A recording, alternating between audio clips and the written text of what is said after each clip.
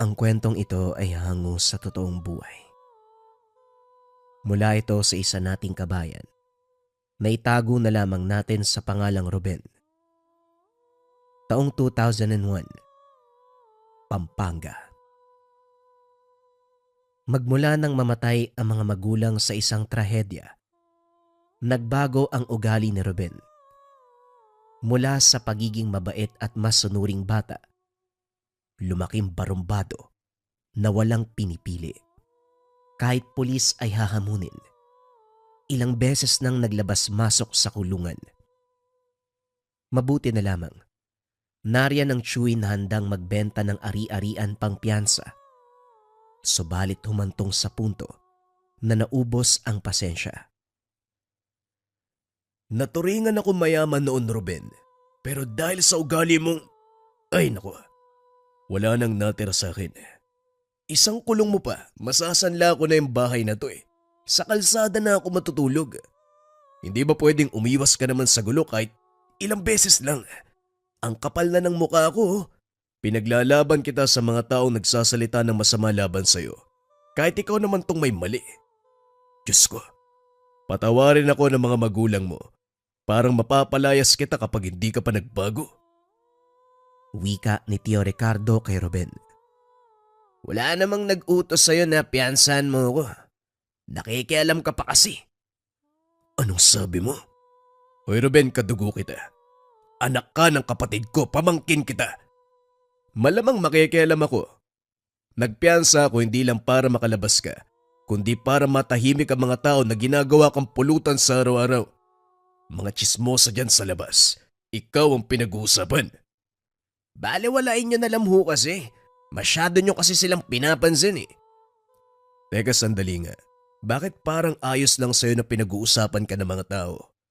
Pinangangatawanan mo talaga ang sinasabi nila, no? Ruben, sa halip na maging barumbado ka, ipakita mo na mali sila ng inaakala. Sabihan ka lang ng kung anong bagay, naghahamon ka kagad ng away. Nadala mo ang ugali niyan mula noon hanggang ngayon. Palala ka ng palala. Tio, pwede ho ba wag muna natin pag-usapan ng tungkol dito? Kakalabas ko lang ng kulungan eh. Pagpahingayin nyo naman ako kahit sandali oh. Kung ayaw nyo sa akin dito, pwede nyo akong sabihan para mag-impake na ako. Hindi yung ganito, dinadaan nyo ako sa sermon. Hindi naman sa ganun, Ruben. Nadala lang ng emosyon, pasensya ka na. Kung kaya mong umiwas, umiwas ka. Pahinga muna tayo sa pagkakakulong. Maawa ka naman sa sarili mo. Hindi nakinig si Ruben. Dinampot ang barya sa mesa at saka lumabas. Dumiretso ito sa tindahan habang tumutungga ng alak. Lumapit ang grupo ng tambay na madalas kaalitan. Kaagad nagbigay ng babala ang tendera na tatawag ng pulis kapag may gulong magaganap. Aling Risa, kalma lang po. Kakalabas lang ng kulungan ni Ruben oh. Sigurado ako magpapakumbaba na siya ngayon. Ayaw niyang bumalik sa selda, no? Kakatapos lang niya magpiyansa eh. Wika ni Temor. Sinundan ng nakakabinging tawa. Umakbay ito kay Ruben, pero dali-daling umiwas ang binata. Huwag mo nga akong hinahawakan. Bagong hugas man ang kamay mo. Pero alam natin, mas marami pa sa imburnal ang ugali mo. Nag-aamon ka ba ng away? Dahil ba bagong salit o mga kasama mo? Naghahanap ka na lang ng kakampi, mga patpatin pa. Wala na bang ibang itataba yung mga katawan niyan? Isang tulak ko lang dyan, mababalian na ng buto yan eh. Malayo pa naman yung ospital dito. Wala ring manggagamot sa malapit, kaya mag-isip kang mabuti. Abang, galing mo sumagot ah. Yan bang natutunan mo sa mga kakosa sa loob? Grabe, kahit papaano tumatapang ka na. Gusto mo bang makulong uli? Isang tawag ko lang sa chewin ko, nakaposas na ang kamay mo. Ano? Ay Timor, yumayabang ka lang naman dahil pulis ang chewin mo. Teka, ano nga yung narinig ko sa mga katrabaho niyang pulis? Ang chewin mo raw, isang dakilang tamad. Puro hut-hut ng pera ang alam. Grabe ba rin ang diskarte ng tiyo mo ha? Ang ganda ng propesyon. Pero pulubi. Hindi natuwa si Timor sa sinabi nito. Ito ang nagsimula ng gulo. Nauna pa sa pagsuntok. Gumante si Ruben. Siniguradong mababasag ang muka. Nagtagumpay naman siya. Sumugod ang mga alipores nito upang igante si Timor. Pero dahil hindi sanay sa pakikipaglaban, tumabi lang ang mga ito sa kanya. Bago pa magdatingan ang mga tanod, kinaladkad ni Tio Ricardo ang pamangkin. Hindi na ako natutuwa sa iyo, Ruben. Kakalabas mo pa lang ng kulungan, may bagong gulo ka na naman. Ano ba? Hindi ba kayang pigilan ang init ng ulo? Yung mga kamao mo, hindi ba pwedeng matikom yan? Hindi ba pwedeng wag ka munang manuntok? Para hindi na kayo maperwisyo, Tio. Alis na lang po ako para sa ikakatahimik niyo. Hindi. Hindi ka alis sa bahay na ito. Dahil nangako ako sa kapatid ko na aalagaan kita kahit anong mangyari. Pero idadaan kita sa matinding disiplina. Huwag kang mag-alala. Magagamit mo pa rin ang lakas mo. Lalong-lalo na ang bigat ng kamao. Lalo na din yung pagkamainitin ng ulo. Hindi mo mapigilan. Pues, gamitin natin sa makabuluhang paraan. Napakunot ang noo ni Ruben. Nasanda ng tingin ng tiyuhin na nagmamadaling lumabas. Sumakay ito ng tricycle. Pinaharurot patungo sa kung saan. Dahil naintriga sa sinabi nito, matyaga niyang inantay ang pagbabalik.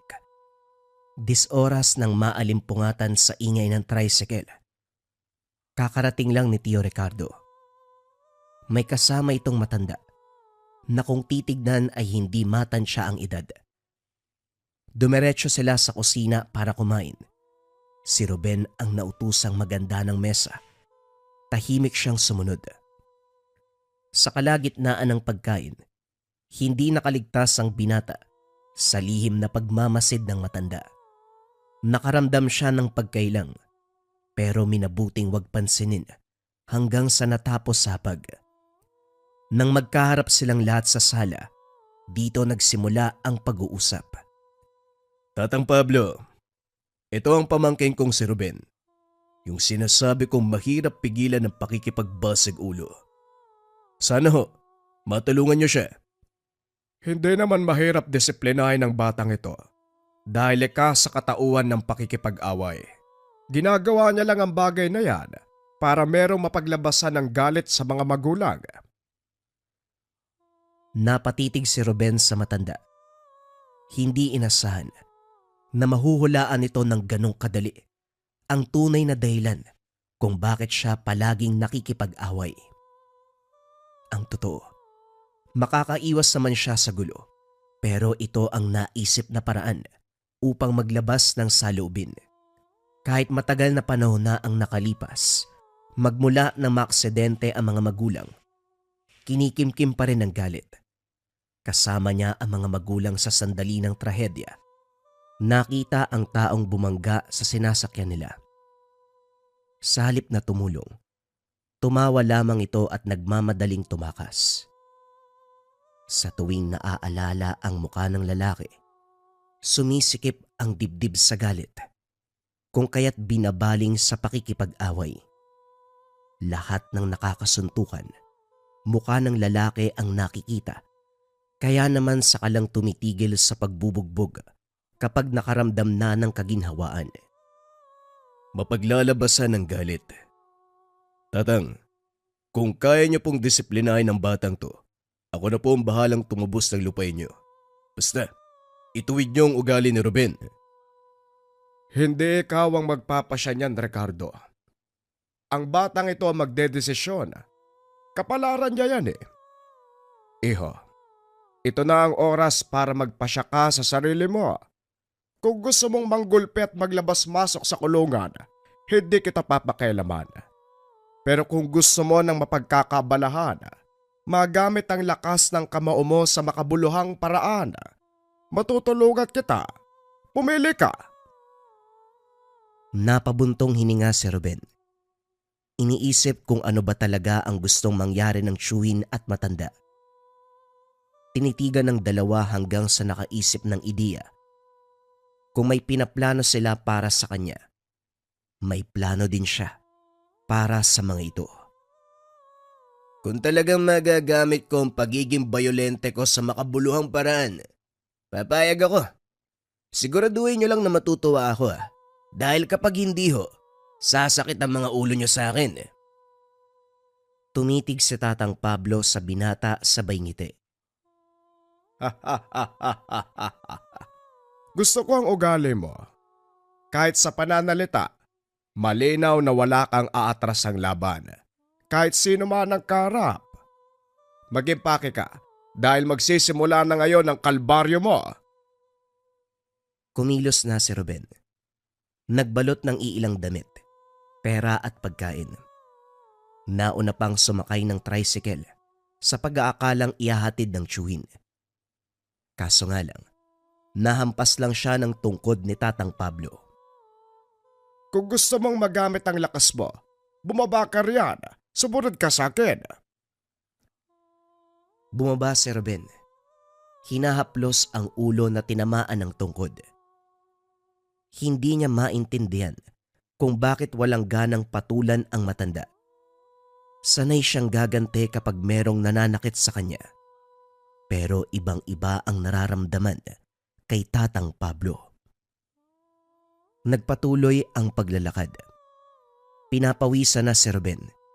Hiningal pagkalipas ng ilang oras. Ang mga binte ay napagod kakalakad. Sa tuwing hihinto ay sisitahin ng matanda. Nagtataka siya dito. Patuloy lang ang hakbang ni Tatang Pablo. Hindi niya napansing bumagal. Napapanatili ang bilis ng paglalakad. Hindi niya rin maunawaan kung paano nitong nalalaman ang paghinto niya gayong hindi naman siya lumilingon. Gayunpaman, hindi na nagreklamo at sumunod na lamang. Sa pagpapatuloy ng paglalakbay, nagpang-abot ang pagod, antok at pananakit ng katawan. Ilang oras na ang nilakad pero hindi pa narating ang paroroonan. Wala ring ideya kung saang dako ng bayan. Hindi na makilala ang lugar dahil puro gubat ang mararaanan. Napamura pa ito nang makarinig ng tilaok ng manok. Hoy Tatang, madaling araw na. Wala ka bang balak magpahinga?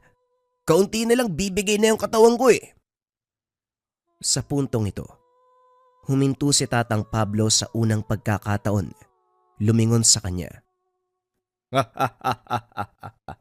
Sa inabahaba ng paglalakbay natin, hindi ka sumuko. Hindi ka bumigay. Nakakatawa ka. Huwag kang mag-alala. Konti na lang mararating na natin ang tahanan ko. Muling nagbuntong hininga si Ruben bago nagpatuloy sa paglalakad.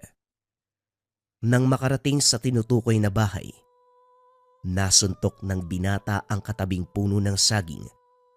Ang tahanang ito, 2 beses nang nadaanan kanina sa paglalakbay. Bago pa siya makapagsalita, nauna si Tatang Pablo. Tama ka nang naisip, iho. Dinaanan na natin ang tahanang to kanina 2 beses. Umikot lang tayo dahil gusto kong marinig kung kailan ka magrereklamo. Kung hindi ka pa nagsalita kanina, iikot lang tayo ng iikot. Nagustuhan ko ang pagtitiis mo. Mabuti yan. Halika, pasok ka sa munti kong tahanan. Isinantabi ni Ruben ang galit sa matanda nang makita ang higaan sa tabi.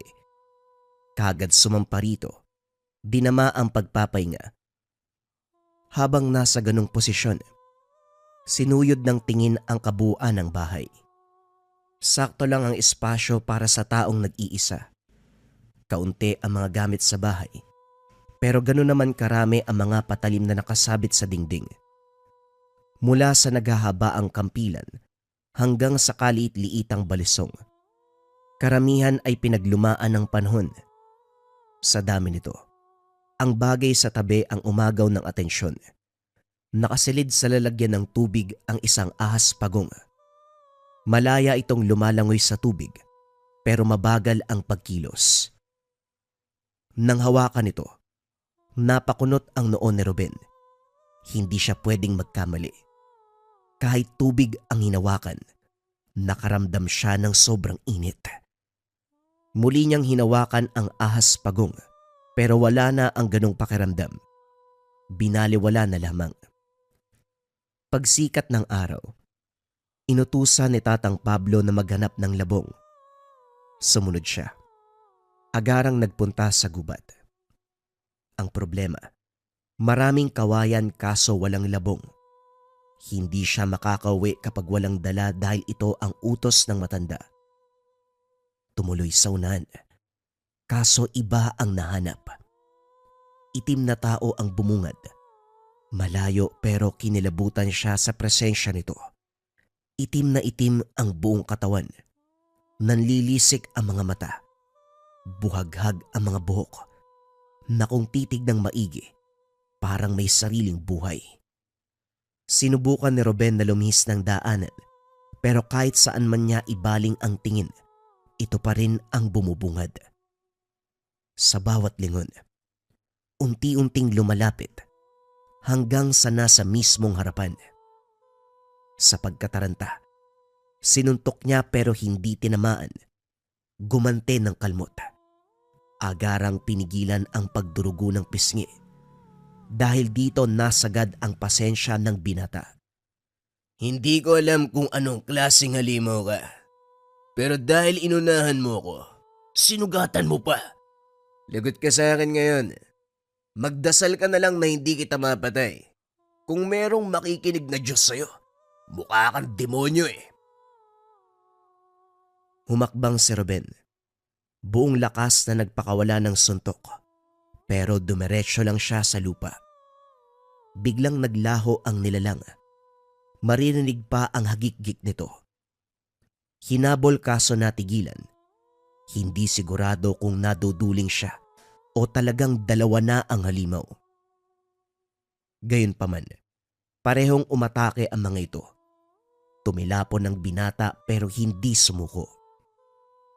Suntok ng suntok. Kaso hangin lang ang tinatamaan. Masyadong malikse ang mga nilalang.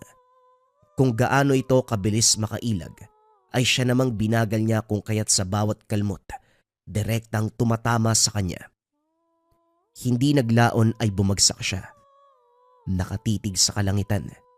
Inakalang magiging katapusan ng buhay, pero biglang nawala ang mga ito. Bumalik siya sa tahanan ni Tatang Pablo. Paika-ika, habang nakahawak sa sugatang tiyan.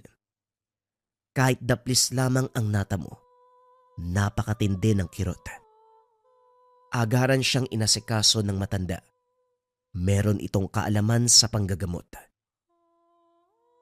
Kung hindi lang madaya ang mga yon, malamang sila pa ang naunang namatay. Masyadong madaya. Porket merong kakayahan na maglaho, sinasamantala yung lakas nila. Kapag nakita ko uli ang mga yon, hindi ko sila sasantuin. Napuruhan ka na nga, pero may gana ka pang isumpa ang nakalaban mo. Ayos ka talaga. Hindi mo ba nakilala? Sa itsura at kakayahan nila, masasabi kong aswang. Hindi ko lang sigurado kung anong uri. Pero kapag nakita ko uli yun, sisiguraduhin ko hindi sila makakatakas sa akin. Papatayin ko talaga yun. Natawa si Tatang Pablo sa inasal ng binata. Nang dumako ang panggagamot sa braso nito, hindi nag-atubiling ibaon ang isang mutya.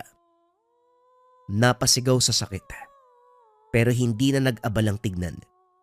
Inayos na lamang ang pagbenda upang hindi mapansin ni Ruben. Nasa tahanan lang siya sa paglipas ng mga araw, nagpapagaling ng sugat. Walang ibang pinagkakabalahan kundi pagmasdan ang ahas pagong.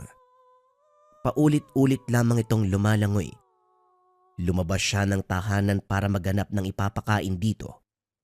Kaso nga lang, nabungaran niya ang nagliliitang itlog. Nang tignan ng yapak sa lupa, mula ito sa pagong. Tatang, nangingitlugo pala ang ahas pagong. Napisa na. Nasaan ang mga anak? Kusang na misa, pero walang laman ng mga itlog. Hindi na magkakaanak ang ahas pagong na yan. Nag-aantay na lamang kung kailan matatapos ang buhay. Masyado na kasing matanda eh. Napabuntong hininga na lamang si Ruben sa sinabi nito. Hindi masyadong pinansin. Inisip niya na baka ginawang putahe ang bagong pisa ng mga itlog. Hindi na siya magtataka dahil kahit sila ng tiyuhin niya, ginagawang ulam ang ganitong klase ng hayop. Kaso nga lang pagbalik sa loob, nagulat nang nakalutang na lamang ang ahas pagong. Sinubukang pukawin pero hindi na gumalaw. Tinawag niya ang matanda pero parang inaasahan na nito ang pangyayari. Inilibing ang ahas pagong sa likod ng tahanan. Nagtataka si Ruben dahil inilagay sa maliit na kahon, tinirikan ng kandila at saka inalayan ng pagkain. Tumingin siya kay Tatang Pablo na parabang nasisiraan nito ng bait. Mababakas din ng lungkot, nangingilid pa ang luha. Gayunpaman, hindi siya nagkamaling tumawa. Inunawa ang emosyon ng matanda sa pagkawala ng alaga. Sa paglipas ng mga araw, nagsimula ang formal na gawain sa gabay ni Tatang Pablo. Gabi-gabi, naglalakad sila kung saan-saan. Napapansin niya na sa tuwing may magpaparamdam na nilalang, nawawala ang matanda, katulad ngayon. Duwag ka rin pala, Tatang Pablo eh. Uwak lang naman yung dumaan pero nagtago ka kaagad. Lumabas ka nga ho dyan. Huwag mong ipakita sa akin kung gaano kaduwag yung itlog mo. Kaso nga lang, imbis na si Tatang Pablo ang lumabas, ang dumaang ibon ang nakatayo sa unahan. Mula sa simpleng uwak, unti-unting naghubog tao at inilantad ang katauang aswang. Nakilala ang amoy at presensya. Ito ang nakaengkwentro nung naghahanap ng labong. Inipon niya ang galit. Nang kumilos ang nilalang, humakbang na rin siya para sagurin. Sa puntong ito, hindi gumamit ng anumang pandaraya ang halimaw.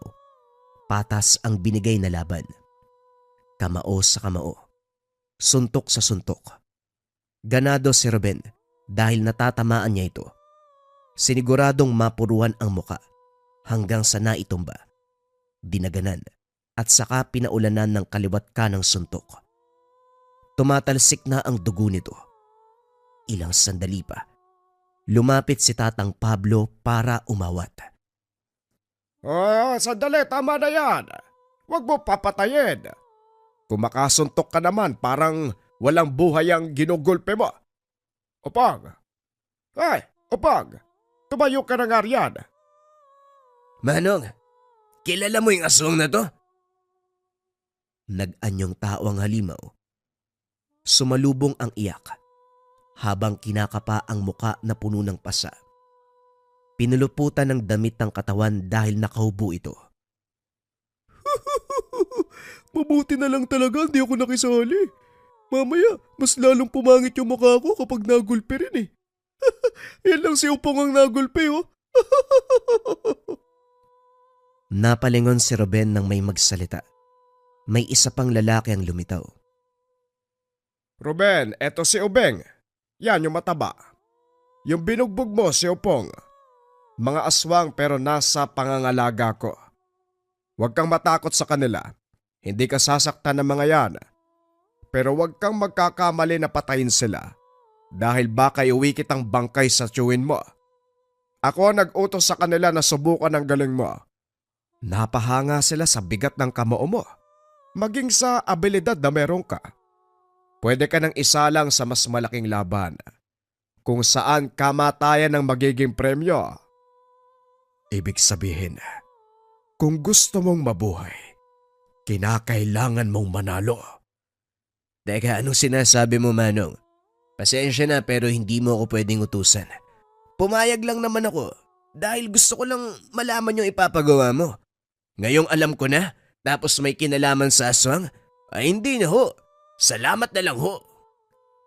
Tumalikod si Ruben. Pero natigilan sa sinabi ni Tatang Pablo. Paano kung sabihin ko sa'yo?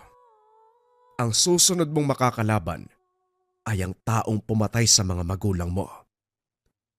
Hoy, huwag mong gamitin ang mga magulang ko para sumunod ako sa'yo. Hindi ako nandito para sayangin ang buhay ko sa mga nilalang na alam kong hindi ako mananalo. Wala akong laban sa aswang. Hindi ako bakal para hindi tablan ng kuko. Diyan pa nga lang sa mga aswang na alaga mo, wala na akong binatbat. Naihibang no? Wala kang magawa sa buhay mo. Kung gusto mo makipaglaban, edi ikaw yung humarap sa kanila. Hindi ako nagbibiro, Ruben. Kilala ko ang tao na pumatay sa mga magulang mo. Isang lalaki, ang edad ay 50. May peklat ang noo. Noong nabangga kayo, tinawanan at saka tinakasan, hindi ba? Kung itatanong mo kung paano ko nalaman, naroon ako ng sandaling yon. Sasalakay sana ang lalaki, pero napansin niya ang presensya ko, kaya napilitan siyang tumakas. Habulin ko sana, pero hindi ko na ginawa. Marami pang nilalang na nagbabantay. Inuna ko ang kapakanan mo para hindi ka rin mamatay. Hindi alam ni Ruben kung tama ang sinabi ng matanda. Pero batay sa pagkakaalala, may tinignan nga ang lalaki nakabangga sa kanila. Biglang nawala ang ngiti nito at doon agarang tumakas. Sa posibilidad na makaharap ang taong pumatay sa mga magulang, muling pumayag sa kagustuhan ni Tatang Pablo. Sa pagdaan ng araw, hindi mapakali si Ruben sa nararamdaman. Wala siyang ginagawa, pero napakainit ng buong katawan, lalong-lalo na ang mga kamay. Nang suntukin niya ang puno sa bakuran, laking gulat nang tumagos ang kamao. Ang paligid nito ay umuusok na parabang nasunog. Ilang beses niya itong sinuntok pa at dito tuluyang bumagsak. Kitang-kita ang usok sa paligid at init ng pakiramdam. Kamuntikan niya pang masapak si Upong nang bigla itong magsalita sa likuran niya. Hindi siya nakapaniwala sa bilis ng kanyang kilos. Santissima, huwag kang ganyan, Ruben. Hindi pa nga gumagaling yung sugat ko Dadagdagan mo na naman. Tatang, ano ba tong alaga mo? Nasobran sa pagiging agresibo. Wika ni Upong. Si Tatang Pablo ay nakadungaw lang sa bintana. Tinatawanan lamang sila. Pagkarating naman ni Ubeng, hindi makatitig sa kanya. Umiiwas sa lakas ng presensya ni Ruben. Ang mga ito ang naghatid ng balita. Pinahanap ni Tatang Pablo ang kinaroroonan ng lalaki na may atraso sa mga magulang ni Ruben. Namataan nila ito sa bayan, sa lugar kung saan madalas nakaparada ang minamanehong sasakyan. Walang paalam na pinuntahan ng binata. Naabutan ang lalaki. May kalandi ang babae sa loob ng sasakyan. Kaso nga lang, hindi napigilan ang pagiging halimaw. Kinagat nito ang babae. Hindi inasahan ni Ruben ang kaganapan. Kagad namang bumaling ang atensyon ng lalaki sa kanya. Bata, kung gusto mong mabuhay, pwede ka na magpatuloy sa paglalakad. Kalimutan mo ang mga nakita mo. Kunin mo to. Sasapat yan sa pangangailangan mo. Wika ng lalaki. Nag-abot pa ng halaga. Hindi ako naparito para sa ibibigay mo. Ikaw mismo ang kailangan ko. Mabilis na kumilos si Ruben, pero nabasa ng lalaki ang galaw niya. Umilag ito sabay pigil ng kamay niya. May hawak na balisong si Ruben. Kung hindi nakailag, tatagos sa puso ng lalaki. Hindi ko matandaan na meron akong atraso sa kahit kanino. Huwag ka masyadong manghas. Baka traidorin ka ng pagkakataon. Lalong nasagad ang galit ni Ruben. Muli niyang nasilayan ang ngiti nito. Kaparehong ngiti nang mabangga ang mga magulang niya. Hinawakan niya ito sa magkabilang kamay. Kitang-kita ang usok. Ramdam ng aswang na para siyang sinusunog. Unti-unting humigpit ang pagkakahawak ni Ruben. Nabali ang kamay nito. Umangil ng napakalakas ang lalaki. Sa kabila ng pinsalang tinamo, bumangon at nagpalit ng anyo bilang aswang. Gumante ng pag-atake. Sa pagkakataong ito ay naunahan si Ruben. Ilang beses tumilapon ng binata matapos tamaan. Kaso nga lang pumapabor sa kanya ang sitwasyon dahil kahit anong kalmot ang gawin, walang sugat sa balat. Umuusok lamang ang katawan ng binata. Hinayaan niya lamang umatake ang aswang. Nang makatsyempo, siya naman ang bumanat. Nagsanib puwersa ang galit at lakas ni Ruben. Hindi na nakalaban pa ang aswang. Buong puwersang tinamaan ng suntok sa muka. Sa bawat pagtama ng kamao, tila ba nalalapnos ang muka nito na para bang nagbabaga ang kamay ni Ruben. Maniwala kayo o hindi, ang buong katawan ng aswang nasunog, naging abo. Binalingan ni Ruben ang babaeng biktima. Binigyan lunas ang kagat. Iniwanan sa lugar kung saan siya magiging ligtas. Pagbalik ng tahanan, sumalubong si Tatang Pablo. Wala itong sinabi. Nakatingin lang sa kanya. Pumasok siya at naupo sa tabi. Pagkalipas ng ilang sandali, nagsalita na ang matanda. Sesermonan sana kita Kasi bigla kang sumugod, hindi ka nagpapaalam. Pero nang malaman ko, naligpit mong mabuti. Wala nang punto para pagsabihan pa kita. Gumagana na sa'yo ang mutya. Ramdam ko ang puwersa at init. Pwede ka nang bumalik sa inyo, Ruben. Sana baunin mo ang lahat ng natutunan mo dito. Gamitin ang lakas na meron ka sa makabuluhang bagay. Ikaw ang magpapasya kung paano mo ito gagamitin. Pero bakit ba puro aswang, Manong? Ano bang kwento sa buhay mo? Hindi mahalaga ang kwento ng buhay ko dahil ikaw ang usapin dito. Kahit anong uri ng nilalang, impakto, maligno, kayang-kaya mo ng sabayan. Nasa iyong kamay na ang pagpapasya, Ruben. Pero Manong, bakit hindi ako nasugatan nung inatake ako ng aswang? Naramdaman ko umiinit lang yung katawan ko tapos umuusok. Kusang gumagaling. Pasimpleng tinanggal ng matanda ang benda sa braso nito. Dinama ni Ruben ang bahagi kung saan may maliit na bukol. Nakapa niya ang nilagay ng matanda. Iba ang binigay ng panahon sa napag-usapan namin ng tiyuhin mo. Hahasain lang sana kita sa pakikipaglaban. Bibigyan ng disiplina na gamitin ang lakas sa tamang paraan. Katuwaan lang na ang kalaban mo ay si Opong at Ubeng. Pero sa sandaling hawakan mo yung alaga kong ahas pagong, nagbago ang lahat.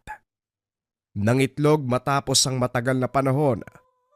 Nagluwal ng mutya kung kaya't kagad kong binigay sa'yo dahil walang ibang nagmamay-ari kundi ikaw. Ikaw ang pumukaw sa munting hayop. Hindi ko ginawang palawit o kwintas. Direkta kong binaon sa katawan mo. Huwag ka mag-alala. Hindi ka naman mamamatay dyan Mas magiging malakas ka pa. May laban ka na sa kahit anong uri ng elemento. Umuwi ka na. Gamitin sa kabuluhan ang pinagkaloob na gamit sa'yo ng kalikasan. Wika ni Tatang Pablo. Hindi nakapagsalita si Ruben. Hindi nakapagpasalamat dahil hindi sanay. Tumitig lamang siya sa matanda. Alam ni Ruben, naramdam na ni Tatang Pablo kung gaano kalubos ang pagpapasalamat niya.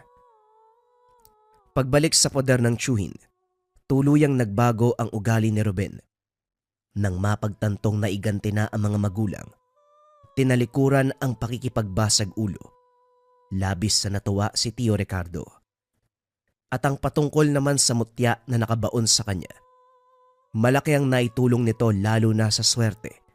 Unti-unting nabawi ni Tio Ricardo ang mga ari-ariang sinangla para ipangpiyansa sa kanya noon. Hindi lang yun. Kapag merong nagbabalak sa kanila ng masama, nalalaman kagad ni Ruben na iiwasan pa bago mangyari. Wala namang masyadong nakalabang mga nilalang, mga tao lamang na may masamang balak. Lahat ng ito ay agarang naiiwasan dahil nagbibigay ng babala ang mutya. Kapag labis ang init na nararamdaman, nangangahulugan, mapanganib ang taong karap. Labis na tuwa at pagpapasalamat ni Tio Ricardo kay Tatang Pablo. Sino ba namang mag-aakala na ang minsang barumbado, basagulero, magbabago ang buhay nang siya ay pagkalooban ng isang uri ng mutya na nagmumula sa ahas pagong. Bagong kwento pa rin ang kasunod mga kabayan. Ito ay pumapatungkol sa kapitbahay na mambabarang. Simulan na ang storya. Ang kwentong ito ay hango sa totoong buhay. Mula ito sa isa nating kabayan na itago na lamang natin sa pangalang Pablo. Taong 1984. Antique. Sa liblib na bahagi na lugar, nakatayo ang tahanan ni Pablo na pumapagitna sa dalawang tahanan. Ang problema, mambabarang ang nakatira. Ilang ulit niya nang nakita na nagbatuan ng sumpa ang mga ito. Sa tuwing mangyayari, natatakot para sa sarili na baka madamay. Mabuti namang kausap ang mga ito. Kaso nga lang kapag ang magkaaway na ang magkarap, hindi mapigilang magsumpaan. Kapag ganito, nagmamadali sa pag-alis si Pablo para makaiwas. Sa kabutiang palad, magmula noon hanggang sa ngayon, hindi pa naman siya nadadamay. Bagay na labis pinagpapasalamat sa may kapal. Matagal nang gustong umalis sa lugar dahil sa banta ng mga ito. Ang kaso nga lang wala siyang malilipatan. Ang lupang tinitirhan ay ang tanging yaman na iniwan ng mga magulang. Wala siyang kilalang kaanak sa lugar. Isa pa, walang sapat na salapi para tustusan ang gastusin kung sakaling luluwas. Pakikigapas lamang ang pinagkakakitaan, nakakarampot ang kita. Minsan na rin siyang naging utusan ng mambabarang. Si Manang ay nagpapatayo ng bahay. Siya rin ang nagpapastol ng mga alagang kambing. Si Manang Josepa naman ay nagpapaigib ng tubig, nagpapawalis sa bakuran at iba pang gawaing bahay. Naging maingat sa pagdikit sa mga ito, sa ideyang maging sanhipa ng pag-aaway. Paminsan na kasing nagkasabay ang utos ng dalawa. Nalilito kung sino ang uunahin katulad ngayon. Kung si Manang Josepa ba o si Manang Elsa. Habang nagbobomba sa poso, sinaulo ang isa pang utos. Pagkatapos mapuno ang mga tapayan ng tubig, tinakbo ang daan patungo sa tindahan. May kalayuan, kaya labis ang pagmamadali dahil mainipin ang nag-utos. Si Manang Josepa. Nakabalik naman siya bago ito mainis. Sunod na ginawa ay ang pagwawalis sa bakuran. May pinutol na kahoy sa malapit. Nalinis na rin ang nagkalat na sanga. Hindi pa tapos nang tawagin naman ni Manang Elsa. Pablo, pakikatay ng manok. Yung nasa kulungan na ilang araw nang sinisipon. Nangihina na kasi. Wala na akong maiulam, kaya yun na lamang. Wika ni Manang Elsa.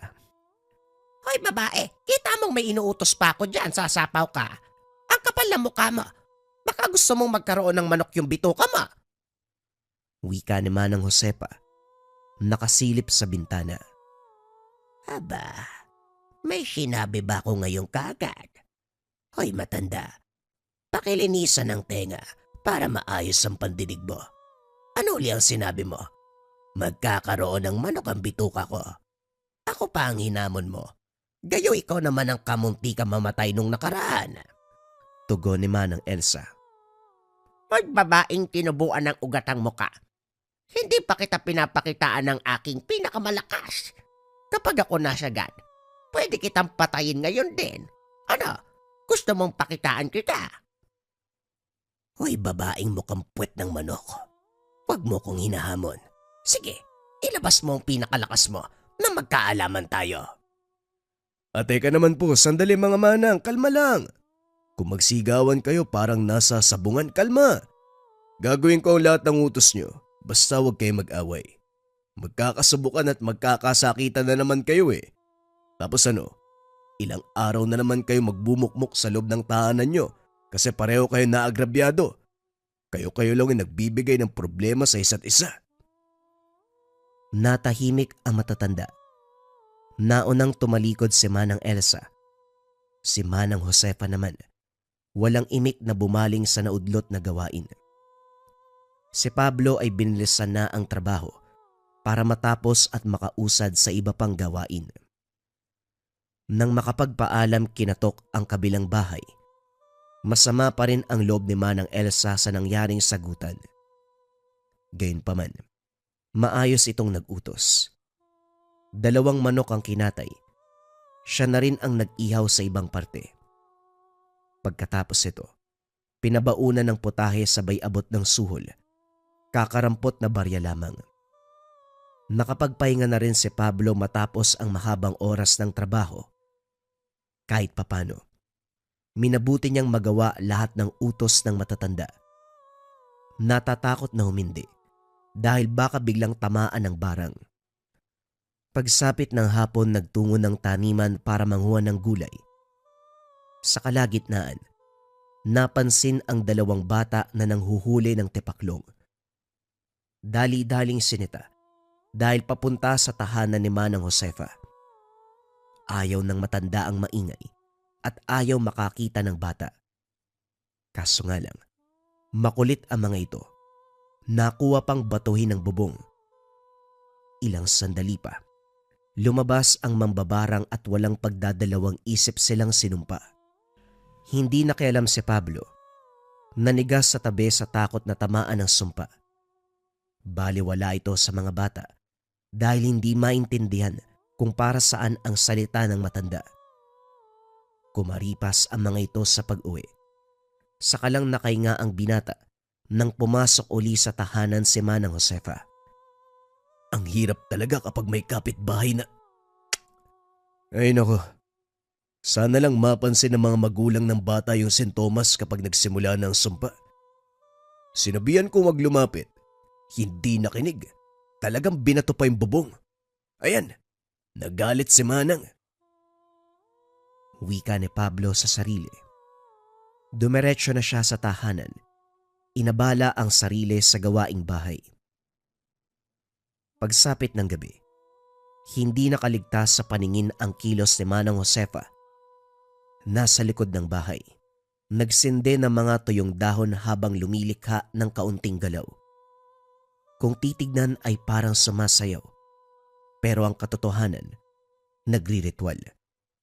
Dali-daling sinilip ang kabila. Masyadong tahimik at madilim ang tahanan ni Manang Elsa.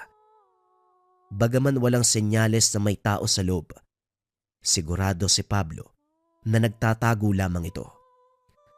Etong 2 matanda na to, kung hindi nagbabangayan, binibida yung kakayahan nila sa pambabarang. Nagkataon kasi na wala pang ibang tao sa ibang lugar. Kami-kami lang eh. Ay nako, kapag may nagpakilala na ibang kamag-anak ko sa malayong baryo, talagang aalis ako dito. Nakakatakot. Araw-araw akong nasa peligro. Naigana siya upang matulog. Kaso nga lang sa paglipas ng oras, unti-unting lumalakas ang boses ni Manang Josefa. Sumasambit ng salitang hindi maunawaan. Winawasiwas ang mga kamay. Nakapikit. Pumapaikot sa apoy habang may hawak na nakasinding kandila. Nakakakilabot na ang boses dahil kung papakinggang mabuti, parang may sumasabay. Tinakpan ni Pablo ang magkabilang tenga, maging siya ay hindi mapakali. Tumagal ng ilang sandali ang pagriritual. Nang huminto si Manang Josefa, malinaw na nakita ni Pablo ang pagngiti nito na para bang nagtagumpay sa isang bagay. Pagkatapos, pasimpleng naglakad papasok ng tahanan. Kinabukasan sinilip ni Pablo. Sakto rin na utusang magbunot ng damo. Ang naiwan sa bahaging iyon, abot bakas ng pagsusunog. Walang anumang gamit. Kagad ding lumayo dahil kahit kagabi pa nangyari, merong naiwan na mabigat na pakiramdam. Pagkatapos sa tahanan ni Manang Josefa, lumipat siya sa bahay ni Manang Elsa. Pagpapastol sa mga kambing ang utos nito, na kaagad ginawa ni Pablo. Kapag ganito, babantayan ang mga alaga hanggang sa sumapit ang hapon. Habang nakasandal sa puno, nasipat ang 2 pasaway na bata. Nanghuhuli pa rin ng tipaklong ang mga ito. May kanya-kanyang bitbit na bote. Puno na pareho. Napagawi sa kanilalagyan kaya kinausap. Hoy, ano ba gagawin niyo sa mga insekto na yan? Hindi ba kayo naaawa? Hinuli niyo na, pinapatay niyo pa. Ano po bang pakialam nyo, Manong? Kahit kainin namin to, dapat hindi kayo nakikialam. Lalaki pa naman kayo. Tapos parang nakikichismis ka. Aba, bastos tong batang to ah. Ayusin mo yung pananalita mo, mas matanda sa'yo yung kausap mo. Napaiwas si Pablo nang batuhin ng mga ito sabay takbo. Hindi na nag-abalang humabol. Pinalampas na lamang dahil mga bata. Pero nang makarating ang mga paslit sa unahan, parehong nahulog sa paliguan ng kalabaw. Dali-daling sinaklolohan at inahon.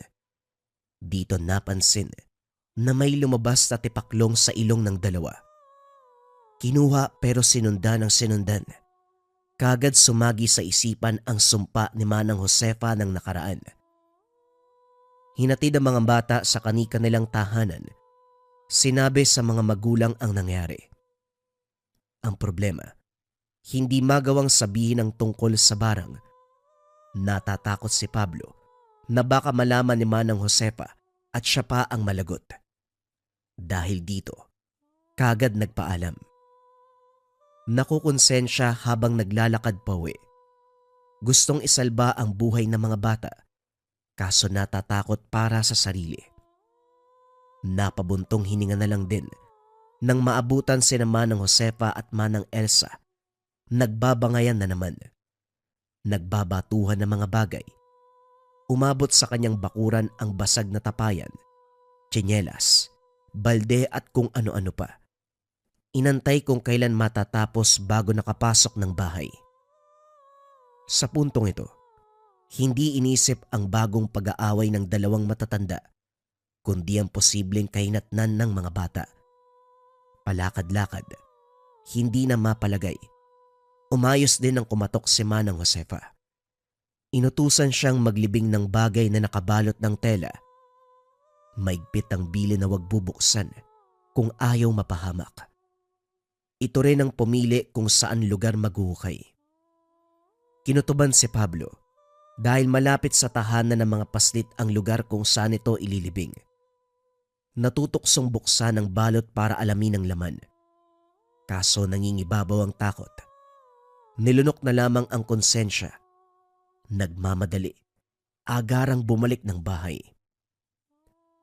Nang mga sumunod na araw sinadya ni Pablo na mapadaan sa lugar, nakikita pa naman ang mga bata.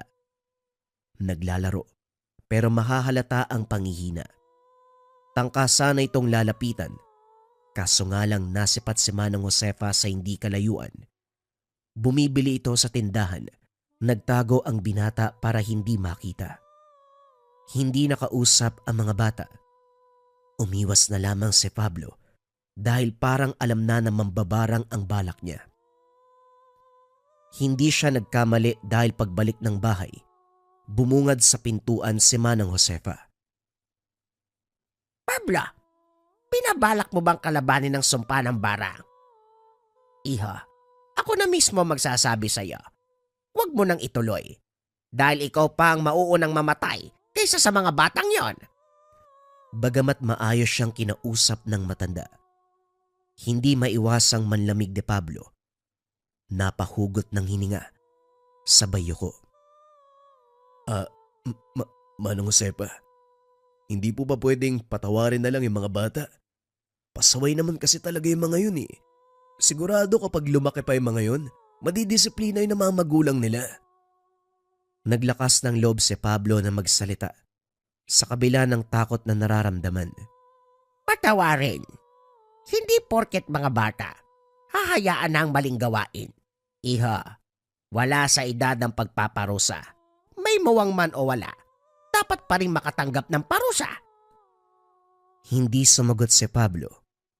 Tumango na lamang para hindi na humaba ang usapan. Humingi ng tawad sa nagawa. Gayunpaman patuloy na nakukonsensya. Labis ang pag-aalala para sa mga bata. Sa paglipas ng mga araw, nabalitaan na lamang ni Pablo na nakaburol na ang mga bata. Batay sa kwento ng mga magulang, barang ang dahilan, tipaklong ang lumalabas sa katawan.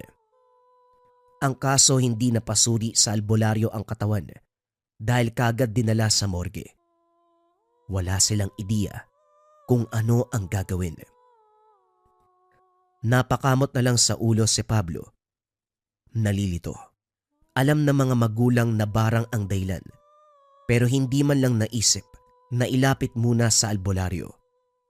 Sa ganung paraan sana, makakausap ang mambabarang at maaaring magawa ng hakbang. Dahil sa kaganapan, dagdag kargahin ng konsensya ni Pablo ang sinapit ng mga bata. Hindi siya makatulog, hindi makagalaw ng maayos. Binabagabag, inuusig ng konsensya. Nang hindi na makayanan ang pakiramdam, naisipang magpakalayo-layo muna. Walang ideya kung saan pupunta, kaya sa bayan na lamang nagtungo. Ilang oras lang din siyang naroon dahil nakasalubong si Manang Elsa. Namimili ito at siya ang inutusang magbuhat. Sa huli bumalik lang din sa tahanan. Sa puntong ito naging abala sa utos. Pinapunta sa gubat para manguha ng lubigan. Nagtataka si Pablo dahil kung tutuusin kontra sa kulam at barang ang halamang ito. Gayunpaman, minabuting sumunod kaysa malagot. Pagbalik sa lugar, balak sanang manood ni Pablo kung ano ang gagawin ni Manang Elsa. Kaso nga lang pinaalis siya nito. Nakiusap pa siya upang manatili para masaksihan, pero mahigpit ang pagtaboy. Walang imik siyang umalis. Nakahanda na sana ang mga gamit sa barang, katulad ng mga insektong nakasilid sa garapon. Habang nagpapatuka ng manok, napansin ni Pablo ang kalampagan sa tahanan ni Manang Josefa. Dapit hapon pa lang pero nagsimula na ang laban sa pagitan ng mambabarang. Dali-daling pumasok ng bahay ang binata dahil sa mismong bakuran dumaan ang iba't ibang insekto. May bubuyog, may alakdan, at kung ano-ano pang nagtataglay ng sumpat kamandag. Iba't ibang ingay din ang maririnig mula sa magkabilang bahay. Sigawan, hiyawan, daing. Si Pablo naman na nakikinig ay panayang dasal na huwag siyang tamaan ng sumpa. Matagal natapos ang kaganapan. Dapit hapon nagsimula. Natigil ng 10 oras. Saka lang nakapagpahinga ang binata nang parehong tumahimik ang magkabilang bahay. Kinabukasan, maagang naglinis si Pablo. Nakaugalian nito pagkatapos ng sumpaan ng 2 mambabarang. Sinabuyan ng tubig na merong asin ang palibot ng bahay. Lalong-lalo na ang bakuran na dinaanan ng mga sugong insekto. Ngayong maluwag na nakahinga dahil kapag ganito ang sitwasyon, tahimik ang matatandang mambabarang. Magpapagaling ang mga ito matapos ang batuan ng sumpa. Sana lang abutin ng ilang linggo yung pagpapagaling nyo. Para kahit papano, mahaba yung pahinga ko mula sa kaliwat kanan yung utos. Pagsapit ng gabi, may dumating. Nagpakilalang kapatid ng yumaong ama. Hinanap siya para sa dokumento na kailangang pirmahan. May malawak na lupain ang mga magulang na ngayon lang napagpasyang ibenta. Dahil nakapangalan pa sa mga magulang na matagal nang sumakabilang buhay, ang mga anak na ang pipirma. Ilang buwan na ako naghahanap sa'yo eh. Mahabang panahon na din nung huli kong nakita ang ama mo. Hindi kami magkasundo ng bunso namin. Wala talaga akong balita eh. Pero mabuti na lang nabanggit ka isang beses. Pangalan mo lang ang naaalala ko. Pinatuloy siya ni Pablo. Pinirmahan ng mga dokumento. Kaso nga lang habang binabasa ang nakasulat, napansin niyang abala sa pagsusuri sa magkabilang tahanan. Kakaiba ang titig, na para bang tumagos ang tingin sa makakapal na dingding. Hindi naglaon ay kagad nagtanong. Kilala mo ba ang kapitbahay mo, iho? Hindi maganda na magkaroon ng kapitbahay na kagaya nila. Malaki ang tahanan ko sa probinsya. Sumama ka sa akin bilang tiyuhin mo. Ayoko malagay ka sa alanganin. Naku, wag na ho. Kilala ko si Manong Josefa at Manang Elsa. Kahit na ganyan sila, hindi naman nila ako sinasaktan eh. Sa katunayan, kahit nagbabangayan, malapit po kami sa isa't isa. Nabuhayan ng alokin siya. Kaso nga lang ayaw magtiwala kagad. Kahit nakadugo ay ayaw magpadalos-dalos. Ito pa lang ang una nilang pagkikita. Kahit nagbabatuan sila ng sumpa, nakakatulog ka pa ba kapag gano'n ang kaganapan?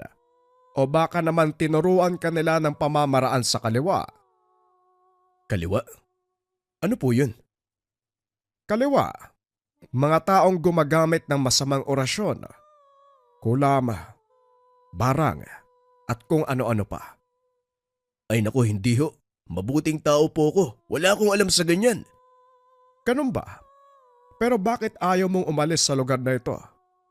Hindi lang isa ang banta sa paligid. Dalawa ang mga yan. At kahit pang sabihing malapit kayo sa isa't isa, kapag naisipan kang biktimahin, wala kang kawala. Sagutin mo ko. Bakit ayaw mong sumama sa akin? Dahil ba ngayon lang tayo nagkakilala, nagdududa ka? Natahimik si Pablo. Tumango siya. Muling nagkwento sa pamilyang pinagmulan. Pamilyar sa kanya ang lahat dahil ang mga ito ay binahagi din ng ama noong nabubuhay pa. Nakinig lang siya sa pagsasalaysay hanggang sa naagaw ang atensyon ng ipagtapatang katauhan. Maliban sa pagiging kapatid ng ama, isa din itong albularyo. Lalong ginanahan sa pakikinig nang sabihing marami ng mambabarang na napaslang sa pamamagitan lamang ng pagbalik ng sumpa. Habang nagpapatuloy ang kwento ni Mang Delfin, naglalaro ang samot-saring ideya ni Pablo. Napangiti ng merong naisip. Pinulong sa tiyuhin, kaso mariin itong humindi. Hindi magandang hakbangan nasa isip mo. Kailanman hindi mabuting unahan ng mga nasa kaliwa. Kinakailangan nating mag-intay na sila ang mauna. Doon tayo babawi sa pagiganti. Kung uunahan kasi, malaki ang tsansa na mahirap nang makabawi. Mas mabuting sila ang mauna para makalkula ang bigat na pwede nating ibalik. Napatitig lamang si Pablo sa tiyuhin. Gayunpaman, gusto pa ring subukan ang mambabarang. Pumayag siyang sumama rito sa pag-uwi. Iniwanan ang lupain ng ina sa lugar. Hindi may kakaila ang laki ng tahanan, kaso nga lang mag-isa na lang ang tiyuhin. Isa sa mga silid, ang tanggapan ng mga bisitang nagpapagamot o nagpapatulong sa sitwasyon ng kasamaan. Swerteng pumabor ang pagkakataon. Nagpaalam ang tiyuhin dahil ihatid ang mga papeles. Maraming gamit na hindi pamilyar. May iilan naman na alam niya kung para saan dahil nakita na ang mga gamit ni Manang Josefa at Manang Elsa. Kung albularyo si Tio Delfin, bakit meron siyang mga gamit pambarang? Nang makaisip ng ideya, sinindihan ng itim na kandila Kumuha ng manika at karayom. Sinubukang bigkasin ang mga salita na naririnig mula sa mambabarang. Ilang beses inulit. Pagkatapos ay sinambit din ang pangalan ni Manang Josefa. Sa kanilang dalawa, ito ang pinakawalang kaluluwa. Walang sinasanto, mapabata o matanda. Malayong malayo sa ugali ni Manang Elsa na hindi nandadamay ng inosente. Nang mapagod kakatusok ng karayom at kakasambit ng mga salita na maging siya ay hindi maintindihan, tinigil na at binalik sa pinaglalagyan. Kipit balikat na lumabas ng silid. Kampanteng walang mangyayari dahil hindi naman siya mambabarang. Lumipas ang mga araw. Naging maayos ang buhay ni Pablo kasama ang tiyuhin. Pinabalik na rin siya sa pag-aaral para sa susunod na pasukan. Tinuruan siyang magkumpuni ng makina ng sasakyan. Ito rin ang pinagkaabalahan ni Manang Delfine. Paminsan-minsan, may sumasadya para magpaayos. Nang matuto, hinahayaan siya sa garahe. Siya na rin ang bahala kung alin sa nakatambak na sasakyan ang susubukang ayusin. Habang kinakalikot ang makina, nasampal ni Pablo ang pisngi ng may dumapong insekto. Binaliwala ito dahil tutok sa gawain. Hanggang sa dumaan ang mga araw, may insektong palaging lumalapit sa kanya. Ang pisngi na kinagat nung nakaraan, kinakalmot hanggang sa ngayon. Mula sa simpleng pamumula, naging sugat. O, napano ang pisngi mo? Tinapalan mo ng benda. Nasugatan po dun sa garahe. Minsan kasi hindi ako nag-iingat eh. Ganun ba? Patingin nga, baka malala eh. Lagyan natin ng gamot para maagapan. Hindi na ho kailangan, galos lang naman yan eh. Sige na ho, babalik na ako sa garahe. Hindi maintindihan ni Pablo ang sarili. Iba ang sinagot sa tiyuhin, imbis na magsabi ng katotohanan. Tinanggal ang benda at tinignan ang sarili sa salamin. Nanlaki mga mata, nang lumaki na ang sugat. Nakaumbok, may butas sa gitna, kung saan direktang nakikita ang laman. Namamasa ito ng dugo. Sinasabi ko na nga ba? Halika sa loob na magamot na maayos yung sugat mo. Nagulat ang binata nang magsalita ang tiyuhin. Dali-dali siyang sumunod dito. Nagdikdik ng halamang gamot si Mang Delfin na sinamahan ng langis at iba pang sangkap. Sinambitan ng dasal at saka 3 beses na inihipan. Ito ang pinahid sa sugat. Ang pinakuloang gamot naman ay pinainom. Kinausap niya ang binata. Magtapat ka nga sa akin, Pablo. May ginalaw ka ba sa kwarto ko? Kagabi ko lang napansin ang kahon. Hindi maayos ang pagkakasara at halatang sapilitan ng pagbukas. Maraming nakatusok na karayom sa manika. Buhay na buhay ang bakas ng panandali ang ritual. Inisip ko na baka ako nakalimutan ko lang eh. Pero ilang taon na akong hindi nakakaengkwentro ng mambabarang. Ginagamit ko lang yon kapag merong nagmamatigas sa kalaban. Sagutin mo ang tanong ko. Pasensya na ho, Tiyo. Nakuryoso lang ako sa mga gamit eh. Kapareho kasi kay Manang Josefa at Manang Elsa. At saka, hindi naman gagana yon kahit gamitin ko ah. Ano bang alam ko dun? Diyan ka nagkakamali, Pablo. Kapag may kabisado kang salita sa pambabarang, pwede mong mapagana. Lalo pat nagsindi ka ng itim na kandila. Ginamit mo pa yung mga gamit doon. Kaninong pangalan ng sinambit mo? Napalunok si Pablo. Iba ang tono ng pananalita ni Tio Delfin. Higit sa lahat, matalimang titig. Kinabahan siya kung kaya't agarang sinagot. Tiyo, imposible namang gagana yung ginawa ko. Hindi naman yung tama eh. Ano bang alam ko dun? Pero si Manang Josefa po. Pangalan niya ang sinabi ko. Salbahe yun eh. May mag-ingay lang sa malapitan, susumpa niya na. May mapadaan lang natitignan siya na masama, isusumpa ka agad. Tapos yung huli, yung mga bata. Labis kong pinagsisisihan. Hindi ko nagawang magsabi sa mga magulang nila eh. Natatakot ako na baka ako yung balingan nila Manang. Pinahamak mo lang ang sarili mo, Pablo. Hindi ko nakaharap sa personal ang sinasabi mong Manang Josefa, pero alam kong malakas sila. Amoy pa lang nung naroon ako. Mataas ang kalaman. Ngayon dahil inunahan mo, mag-aantay ka na lang ba kung kailan ka mamamatay, ha? Ikaw ang naglagay sa sarili mo sa alanganin. Gulat na gulat si Pablo. Lumabas ang chewin at hindi nagpaalam. Sa puntong ito, ginapang ng takot ang buong pagkatao. Nang mga sumunod na sandali, mabilis ang paglobo ng pisngi. Hirap nang magsalita. Namamagat kumikirot ang loob ng sugat. Napatitig si Pablo nang may dumapong bubuyog sa panan. Gumapang ito hanggang sa tumungtong sa balikat. Sinubukang itaboy pero bumalik lang uli. Napapitlag ng hulihin namang delpin.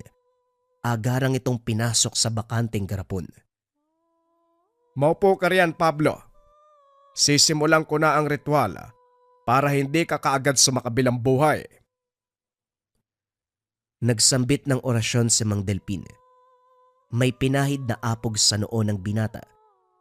Matapos nun ay binanggit ang pangalan ni Mang Josefa na agarang sumagot ng daing.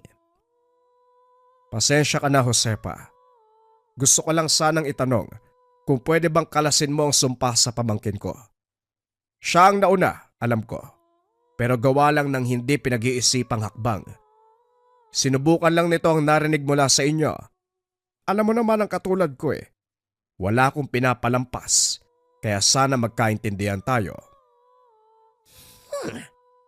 Albularyo, pinakaayokong kausap dahil walang kwenta ang lumalabas sa bibig. Huwag mo kong diktahan. Aray ko, masakit yan noon. Kakalasik ko pa. Pero sana magkaintindihan tayo. Na huwag niyo akong sinusubukan. Pagbibigyan kita sa ngayon, albularyo. Pero sa ngayon lang to. Alam kong nangihina ka. Kakagaling mo lang eh, laban sa kapitbahay mo din. Ano? Nararamdaman ko ang pangihina mo. Kakalasin mo ba?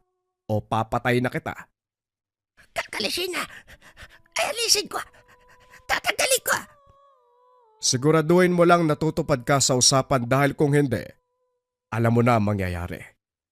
Nasa akin pa naman yung insektong ginagamit mo.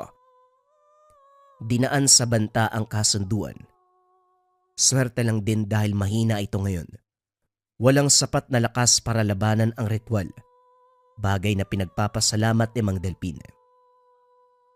Pagkatapos ng pakikipag-usap sa espiritual na kamalayan, sinuri ang kalagayan ni Pablo. Dahan-dahan nang bumuti ang kalagayan. Tahimik na nakikinig si Pablo sa pangaral ng tiyuhin. Tinalakay nito ang pagkakamaling ginawa. Kalokohan lang ang naisip, kaya sinubukan ang gamit. Hindi inakalang magdudulot ng kapamakan sa sarili. Dahil sa insidenteng yun, naging aral ang kaganapan. Magtanda at huwag magpadalos-dalos. Naging maingat sa sarili. At kapag nakakarinig ng salita, madalas may sinasambit si Mang Delpin, lalo na kapag may pasyente. Pinapalabas na lamang ito sa kabilang tenga. Nadala sa nangyari, ayaw nang maulit pa ang sitwasyon. Nang minsan niyang nakalaban ang dating kapitbahay na isang malakas